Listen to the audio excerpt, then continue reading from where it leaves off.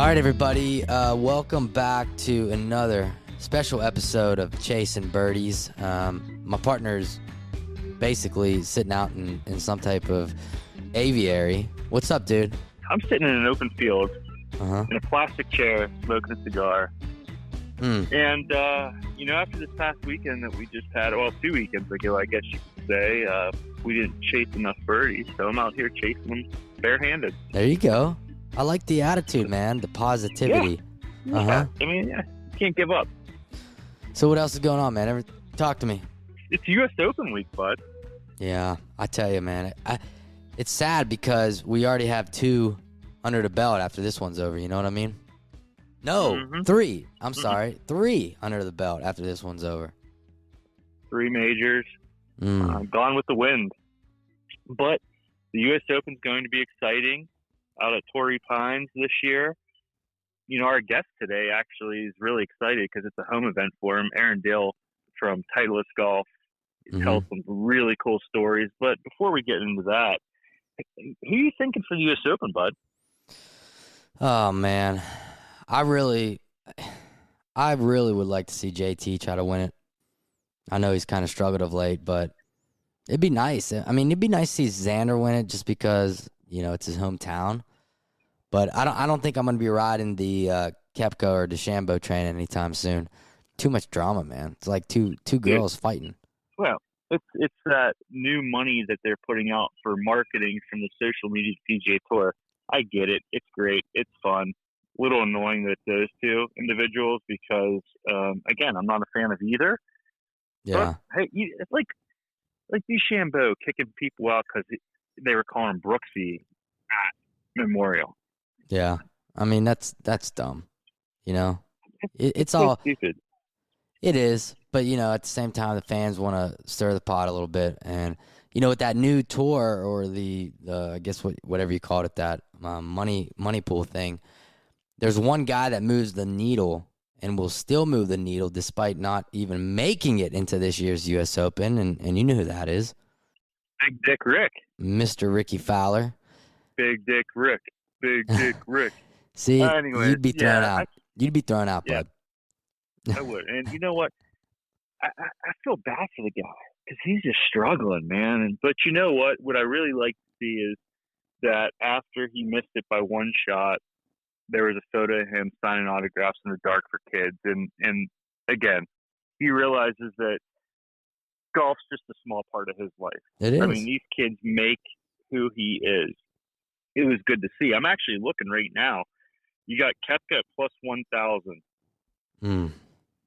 Rahm's at plus 1,150. DeChambeau plus 1,300. Spieth plus 1,300. DJ plus 1,600. Oh, wow. That's good value. Yeah, you go all the way to the bottom, and you can get Andy Sullivan for plus 10,000. But I'm with you, man. I kind of like the Patrick Cantlay or Justin Thomas pick. Coming off a nice win. Cantlay's strong. It's in his home state of California. Played at UCLA. Well, don't be surprised, boys. But you know what? We got a big week. We got a big week. Bud. We have a big announcement for our fans out there. You've never looked so good last weekend, bud. It's a Pete Dye member guest. I mean, you were. Oh yeah. You looked really sharp in that Holderness and Bourne. Solid, the solid white and the solid Carolina blue. You looked dapper. And it fits you good. Yeah.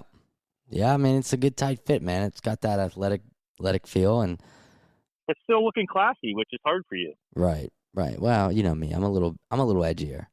I'm a little more laid back. But yeah, that's the thing about it. It's it's really good. And when this podcast drops, we're going to be flying back from Bettinardi Golf. Yeah, we got good session going on with them. They're going to be a partner of Chasing Birdies, which we're really excited about. I have used Bettinardi Golf putters for years. I've used the same putter for the last 3 years, which is a shocker because I change putters like I change my underwear, which is often. So we're really excited for these 2 partners to be a part of the Chasing Birdie family. But for today's episode, man, Aaron Dill. Yeah. What a guy. And I know that you loved it because your wedge work, some of the best that I've seen. I know that I could have used some wedges here at the Peak Dynamic Guest Boys. Well, no, he's definitely a very, very skilled individual with respect to his job, and chasing birdies out there, having a good time doing it. And, I think all y'all listeners out there will enjoy this episode. Sorry for a little bit of static there at the end of the show, picking up some background noise, but overall, another great episode. So why don't we just get this thing kicked off? Let's roll. As you all know by now, Chasing Birdies is proud to be partners with Holderness and Bourne. Check them out online at hbgolf.com. Holderness and Bourne makes fabulous pieces that help you look good on the course, even if your game is not up to par. Check out their new arrivals now for this golf season. Also, head on over to chasingbirdies.com to get some custom Chasing Birdie gear from Holderness and Bourne. We'll continue to drop these pieces through every season. That's chasingbirdies.com and Holderness and Bourne at hbgolf.com. All right, guys. Chasing Birdies, we're back, and we have a guest today unlike any other we ever had. I know you're super, super stoked. Yeah, I mean, when you go on to the Titleist Vokey.com website and you just see who is Aaron Dill, the line beneath it says, the man behind every Vokey wedge on tour. Aaron Dill. Aaron, what's going on, my man? Hey, thank you guys for having me. Oh, dude, thank you for carving out some time with your busy schedule and joining us. No worries, man. This is great. So, Aaron, how did this all start? I mean, how did you get into the golf business? Again, you've been here for a long time with Titleist. So tell us a little bit about how it got into the Titleist world. Yeah, so I think like anybody who plays this great game, we all get a taste of it from somebody in our families, our dad, our grandfather, who knows? Maybe it's just a family friend, but we all kind of get started really young, and we get this bug, and you hit one good shot and you're hooked. Mm-hmm. And that's kind of the way it worked for me. My dad exposed me to the game when I was really young, and for me it was a fun way for us to hang, and it grew into a sort of a love affair with the game of golf, and then into a livelihood or a way to support my family. And so I left high school and I went to a golf school in San Diego. And when I finished there, I kind of wanted to expose myself to as many different things as I could. So I was in the retail side, the teaching side, the club pro side, and I did all these different things because I didn't really know what I wanted to be or what part of the golf industry I wanted to be part of. I always loved equipment, and I always loved working with people and trying to help people play better. And that, that's always been sort of the driving force of me in this industry, is just trying to help people enjoy the game more. So when I was doing all that stuff, I got a call from a gentleman named Steve Pelisek, who's our president of Titleist Clubs. And at the time he called me up and he said, hey, we have this really interesting job that we want to tell you about. And so I went down for an interview, and I had no idea at the time that he was going to call. It was actually, I was referred by somebody else. So I got the call, went down and met with him, and he said, we've got this program called Fitting Works, and it's a little tour van that you take up and down the west coast of California.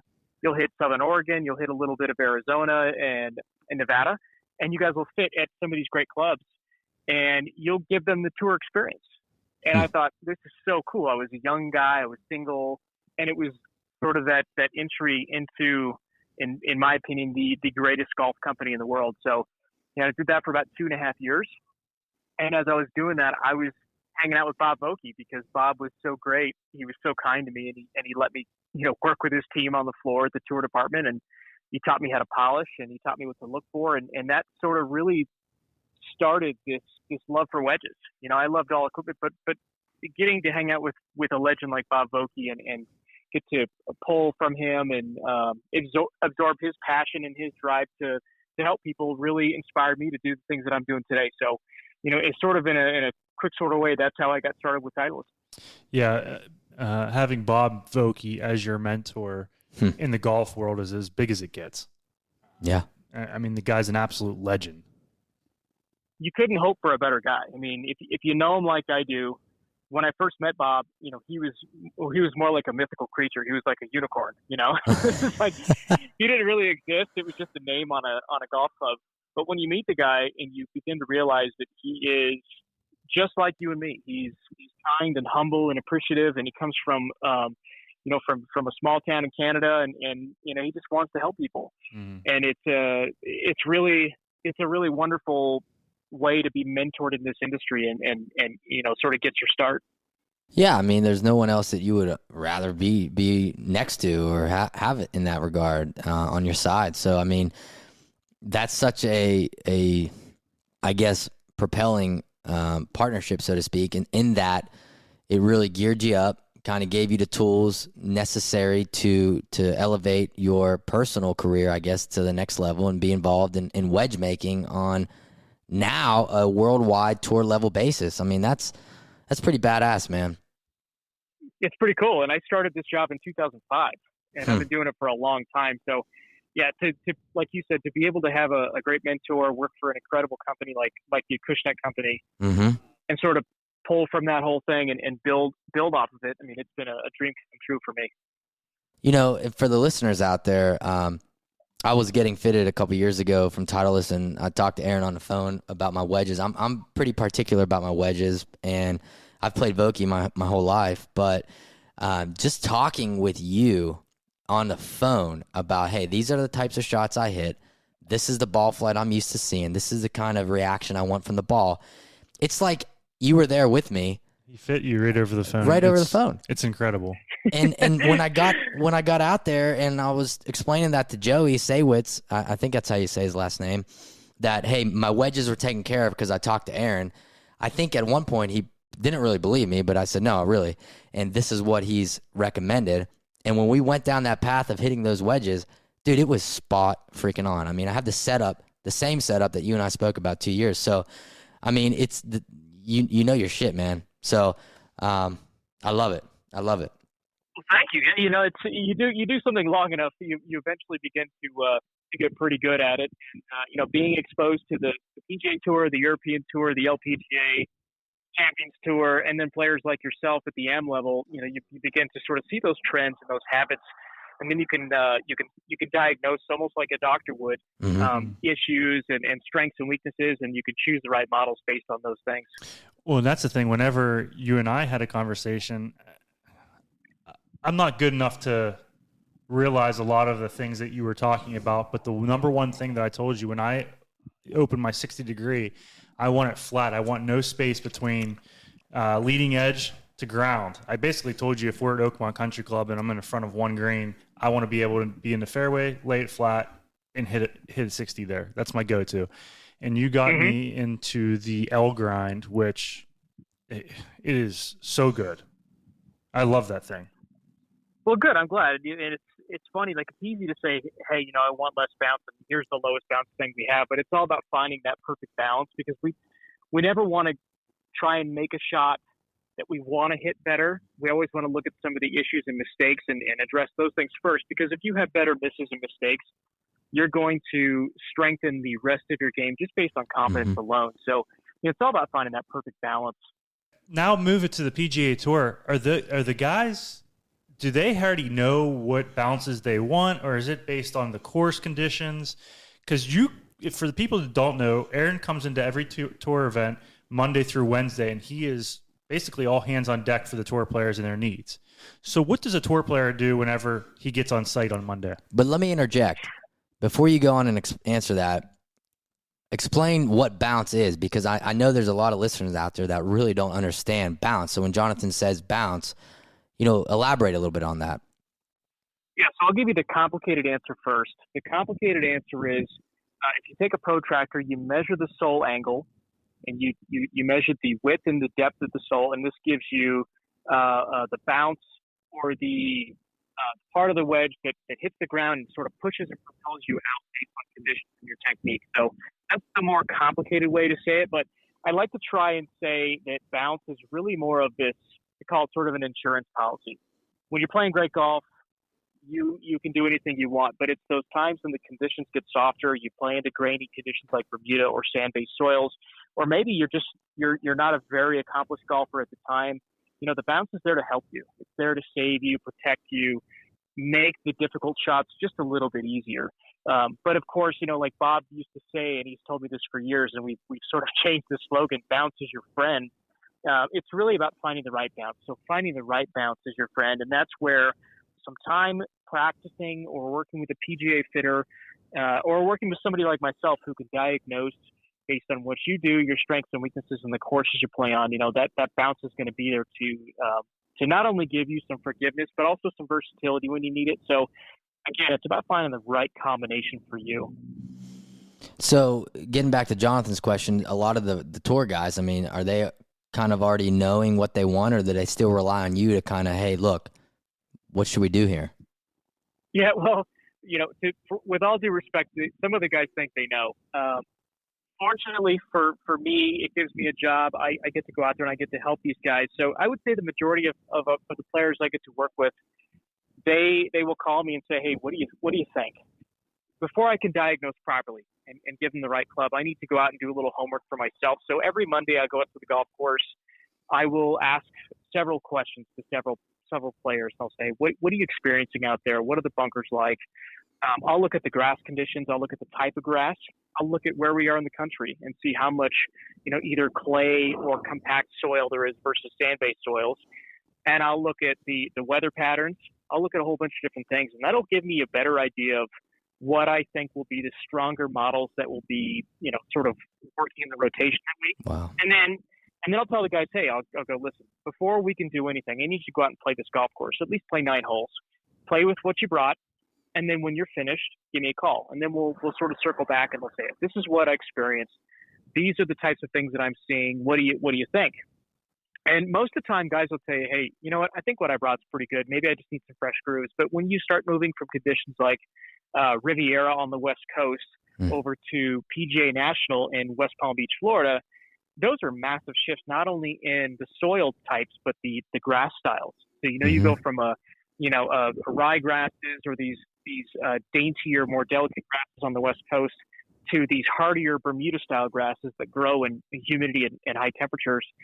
And so you're having to change out these different bounces based on those things. So doing a little homework before I start making these educated guesses is got to happen first. And then once those guys have a chance to play 9 holes, then we can sort of circle back and say, okay, based on what you've told me and what we're seeing on the golf course, this is what I think you'll need. And usually 9 out of 10 times we get it right. Yeah, so you're basically helping the guys chase some birdies out there, which is awesome. Now, do you have a lot of tour players that's, I guess, switch? I know Ryan asked this, but in a different way. Do they switch a lot of their bounces or grinds depending how they're playing too? If they're playing really well, are they going to get a little more aggressive on the bounce? I know that I listened to you on a other podcast where Adam Scott's basically used the same bounce on a 60 degree for the last 8 years, and you finally got him switched over. Yeah, so I'll give you a couple of examples of how guys might do it, right? So it seems to me over the years that the players that are higher on the PGA Tour world ranking list or the official world golf ranking list, those guys tend to play with the same 14 clubs every single week, regardless of the conditions, unless you have this huge shift, right? So going from, say, Florida to maybe an Open Championship, like a St. Andrews style of venue, those are huge shifts in conditions, or an Augusta National. Those are major changes, and that's where we have to give these guys something that better fits those styles of golf course. And so guys like Justin Thomas, Jordan Spieth, Adam Scott, those guys will play the same 14 clubs. They might experiment, but it takes a lot for them to make that decision. Like, hey, I want to try a couple different things. Something really has to be off, not only in their technique or maybe their confidence, but in the golf course they're playing. But then you have this other group of players that they're looking for something.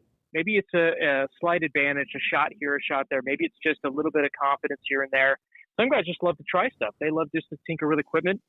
That's the beauty about the tour van and the reps that work on the PGA Tour is we're there to help these guys try and build the best 14 clubs they can that'll help them be successful. But, for me on my side, it's really about also learning from the strengths of the product that those guys are testing. So I can take that information home and we can better design and use that information in our future development. So those guys that you mentioned, JT, Jordan, and Adam. I mean, they pretty much, it's the same 14 no matter what. I mean, you mentioned Riviera, that Kikuyu grass or Kikuyu, whatever they call it there. I mean, I played there in November. That thing, that rough is tough. It's a weird grass.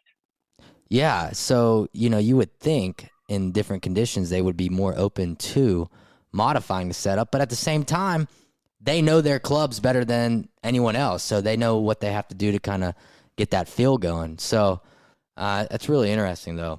Mm-hmm. I was in Scottsdale, and I met Jordan in the gym, and I told him, I said, we got a mutual friend in Aaron Dill, and he obviously had high praises for you, but I didn't really get into too many details, but he was a nice kid. Actually, I think I texted you a photo of us. You did text me. I remember that. Yeah. I know. That was funny. Jordan's a great guy, and he's clearly a very, very talented golfer, and he's a very, very talented, probably one of the best wedge players that I get to work with on a regular basis. The guy just gets it. He knows exactly how to use his tools, which, to your point, is exactly why he doesn't want to change. He knows his 4 wedges.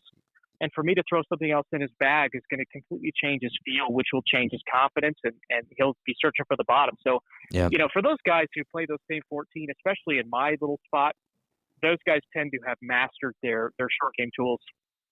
Yep. So let me ask you a question, because I obviously follow you on Instagram, and I see some guys that are not playing the SM8s. Some are playing the SM7s, and I think Koepka's one of them. He had an SM7, I think, at the PGA Championship. What's that reasoning? They're just comfortable with that wedge. They don't want the current model. It's a little bit different look. What is that reasoning?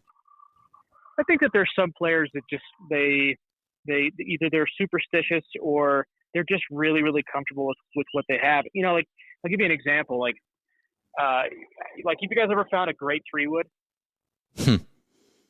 I mean, when you find a really good 3-wood, yeah. I mean, we've got some guys on the tour that have been playing the same 3-wood forever. Yeah.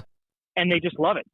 Same thing with a putter. You look at Jordan Spieth's putter. It's this browned out 009 carbon, and it's gorgeous, but you can tell he's had it forever. Mm-hmm.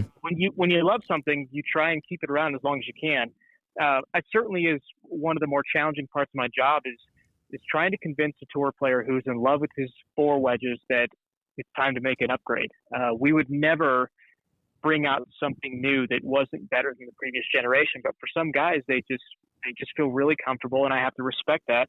So I allow them a little bit more time to get into some newer stuff. And I'll use Justin Thomas as an example. His 46 and 52 are SM7s, and he's had them in the bag for nearly 2 years. And he loves them. And he loves them because they spin less. He's somewhat of a high spin player. And he loves the way they react on the ground. But his 56 and his 60, he replaces a lot. And those are SM8s. That's the thing, too, that you have such a good relationship with those guys. That's a lot of it that people don't understand behind the scenes, is that you talk to these guys a lot, and the relationship, you have to have a good relationship because you're going to see them every single week. Well, and I got to trust him. Yeah. I mean, you do.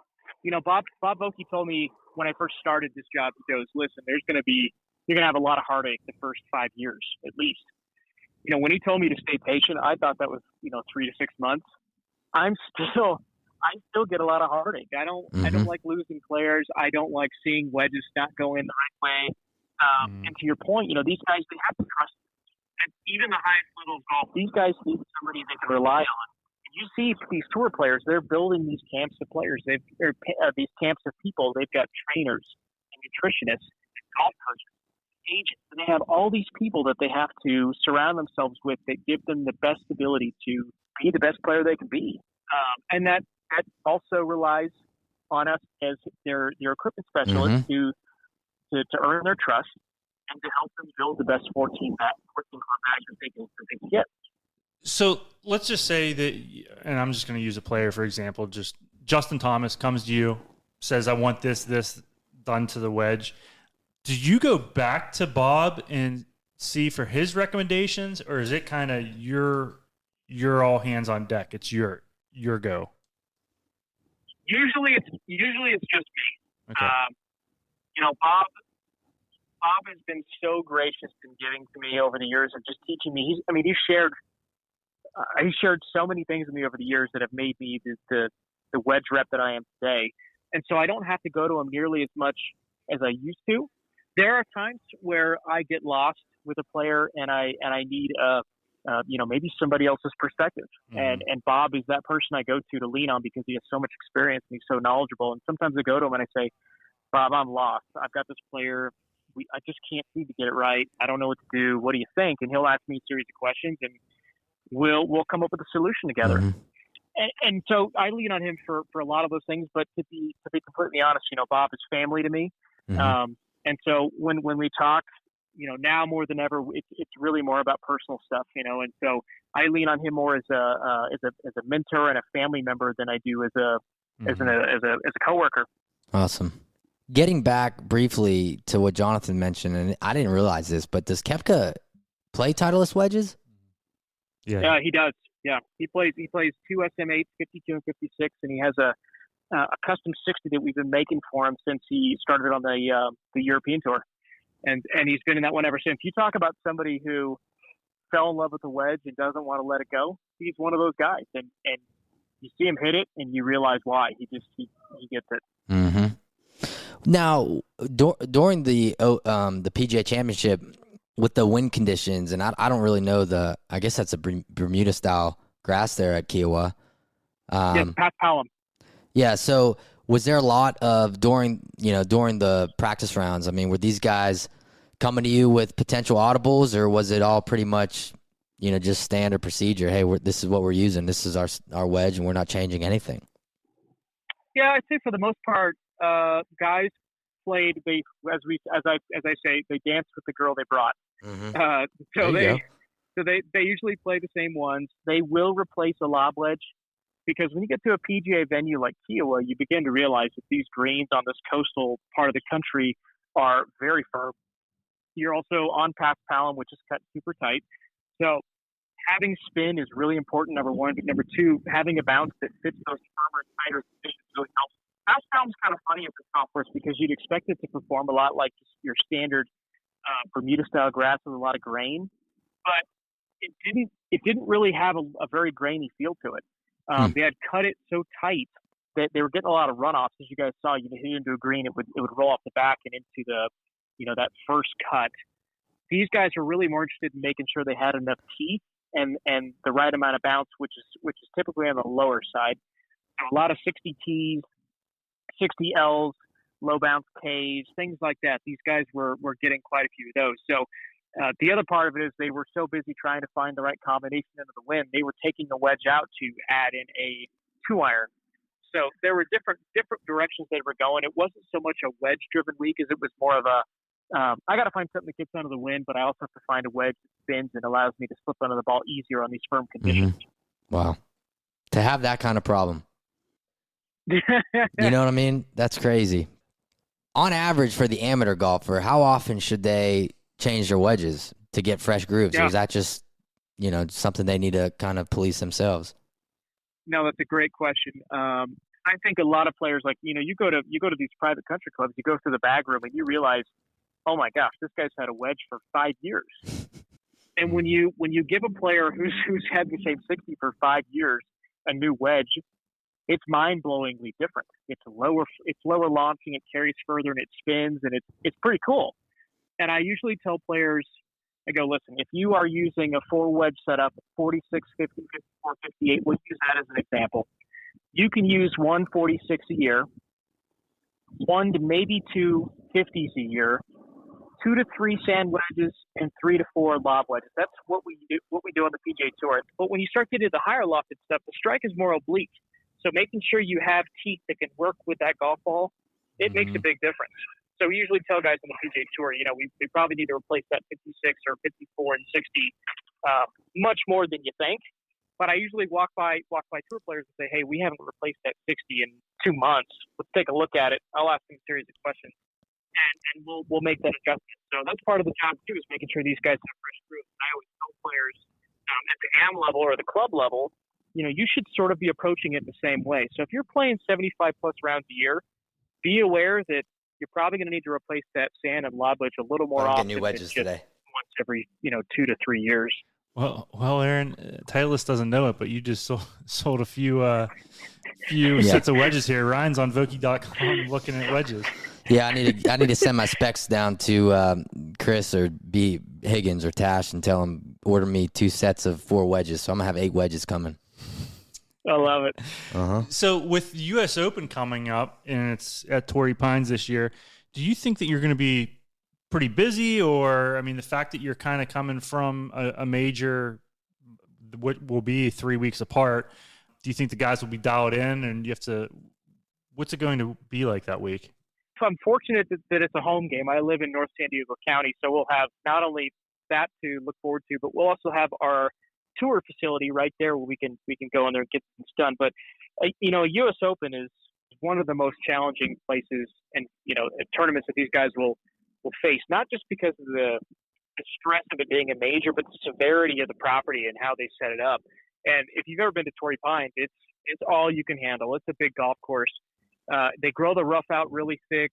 They narrow the fairways. The greens are usually fast and firm, and they just do a tremendous job of making it a very difficult tournament. I imagine it's going to be very, very busy. I'm already starting some early prep work, just making sure that I get together with these guys on the phone or in person and say, hey, we've got a big tournament coming up. Let's get ahead of it and make sure we're prepared. And so I'll start getting that stuff done now. I know we're probably going to be using a little bit less bounce. I know guys are going to be wanting some fresh grooves. That stuff never really changes. I wish I could say that it did and things slowed down, but the reality of the wedge business is that it's never ending. And for me, I've got so many guys that I work with that I always have something to do. And so trying to prepare for a major like a U.S. Open, I'm already starting that now. I just want to make sure these guys are comfortable and ready to go so they can go be successful. On the PGA Tour, everybody knows the courses are perfectly manicured, all of that.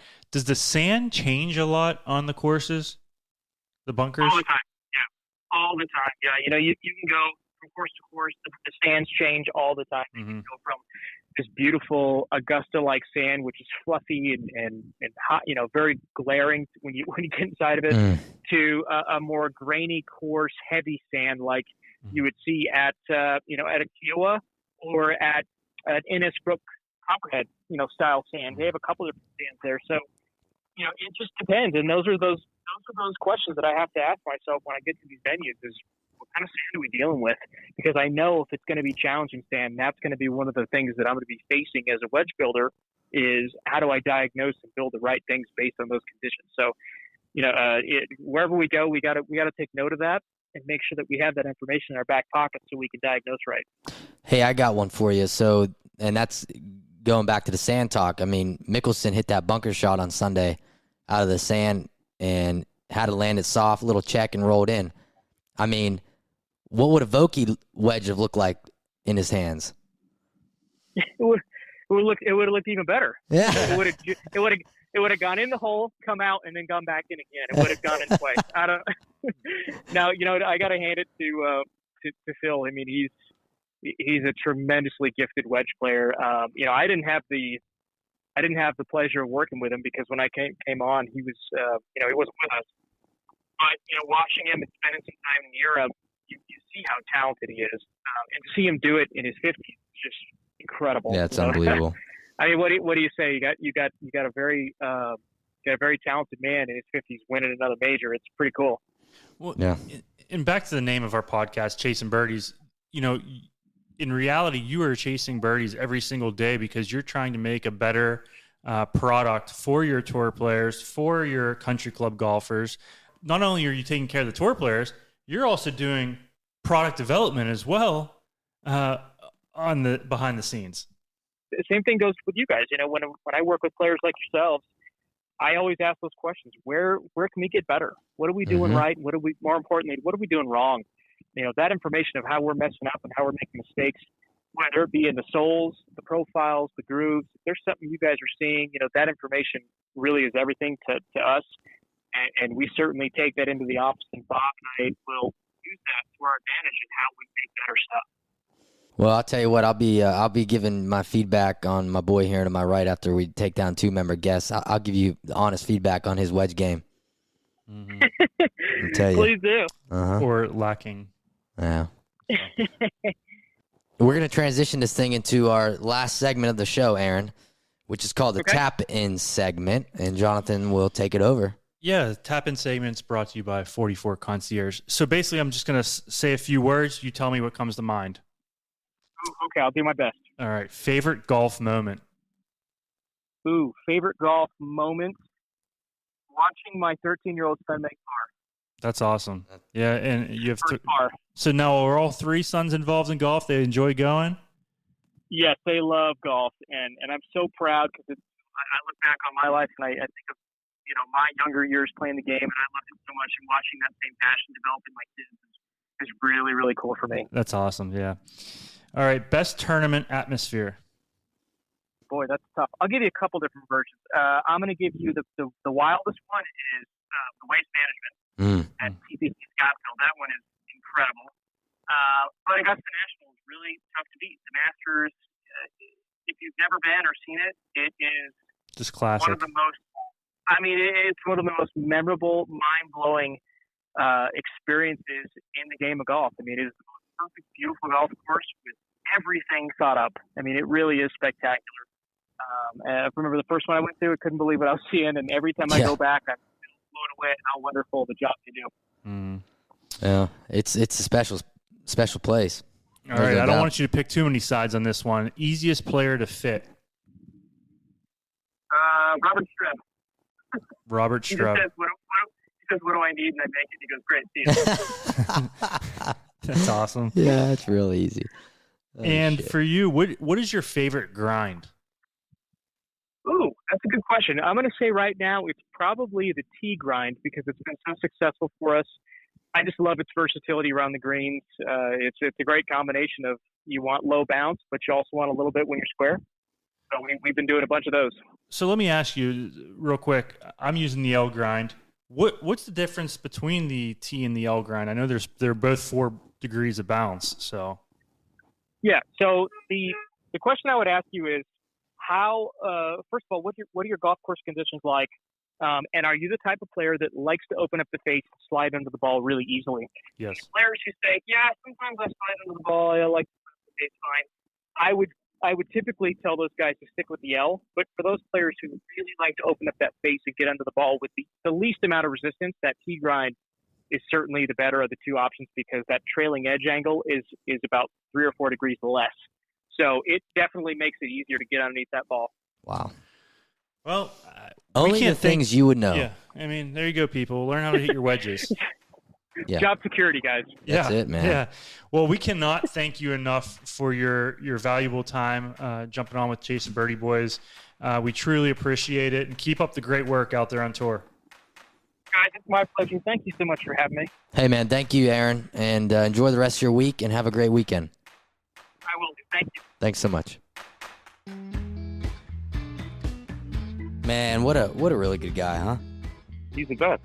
He is so nice, and I think the more important thing is that he truly loves what he does. He does. And those tour players, some of the tour players, and most of them don't get paid to use that product that he's providing to them. And it speaks about the relationships he develops. Mm-hmm.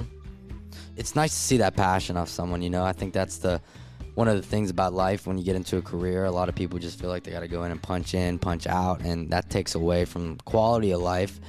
And then when you realize you love doing something and you can do it, it makes life that much better. And I think Aaron kind of exhibits that with respect to what he loves and what he does. It's great, man. So, and I know, your perspective. I mean, you're pretty much in the wedge market often because you're trying to do different shots and blade balls over the green. But but you don't want to. Like, seriously, I mean, I get it, but I putt from 50 yards from the green. I putt in. Okay, what do you want? Shoot, man. But you know what? That rolls us right into our next episode. What a fun one. A banter session with the boys, with the Pete Dye member guest. Yeah. It was a lot of fun. It was stressful. Again, everybody thinks golf is so much fun. You know what? I go in there, I get my teeth kicked in. Yeah. Yeah, I'd rather be working, making some money, but I'm there. Yeah, you're grinding out. Fun, all right? Yeah, you're losing money, really. And yeah, exactly. And it was a tough finish for the boys. Man, but we'll get into that a little bit later and when we drop the episode. Guys, thank you, and ladies, thank you so much for listening. Keep telling your friends. Follow us at Chasin_birdies. Also, go give Bash a like on the Facebook page, Chasing Birdies. He's always on Facebook now, checking who's liking it and everything else. No so please go way. Oh, shoot. You're funny, man. All right, guys. Go chase this birdie this week. Yeah, thanks so much for listening, and thank you again to Simpler Media for putting this production together and all our sponsors. And we'll look forward to connecting with y'all next week on the 24th for another special episode of Chasing Birdies. Have a good one.